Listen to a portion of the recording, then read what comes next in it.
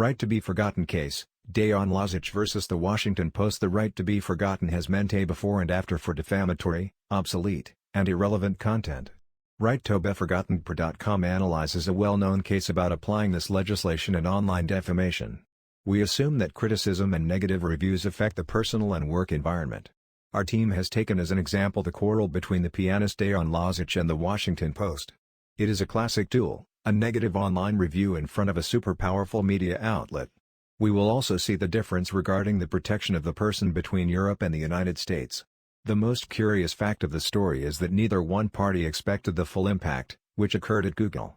The following text explains the whole process, starring the artist and the American newspaper. The temporal range of the dispute: Dejan Lazić vs. The Washington Post. The battle between both parties occurs both before and after the approval of the right to be forgotten. The review published by the Washington Post dates from 2010.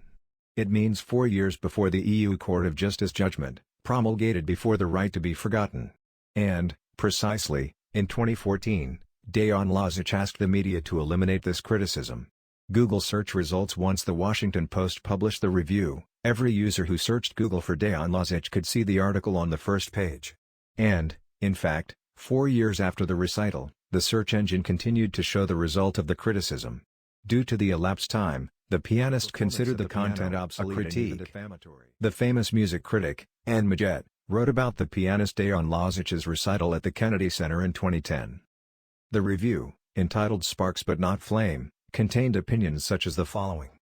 The notes, again, were exquisitely placed, and there were things to like, but the human side fell short. The pianist was received with reasonably warm applause, but it didn't last long enough to draw an encore. Dejan Lazić's response. The pianist contacted the media and the journalist via email to remove the publication. Years later, the email came to light. It's hard to believe that almost 4 years after this article was published in his newspaper, its content still appears in the top 10 topics on the search engine when you search for my name. Later, Dejan Lazić wrote a post on his website.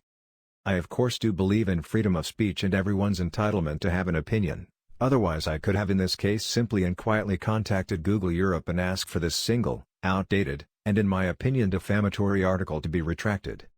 In it, he names the keys to the right to be forgotten and its strength in the European Union, where he resides. Google and pressure from the European Union.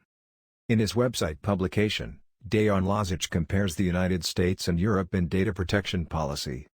The pianist was aware that he could not apply the right to be forgotten because it only takes place in European Union member countries.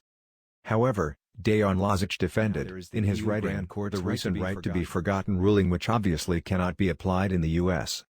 This is not about censorship, and I am most certainly not advocating it. It is also not about closing down an access to information. Actually, Europe is cradle of democracy and many other values it is linked with and which we all sometimes seem to take for granted, such as freedom of speech. A summary, by the author. In 2014, Anne Majet herself wrote a summary of everything in her diary, L'Affaire Lazić. In it, she indicated that her review was mixed, and although she was disappointed, she did my best to find the good in it. Is it legal for outdated content to prevail on the first pages of Google?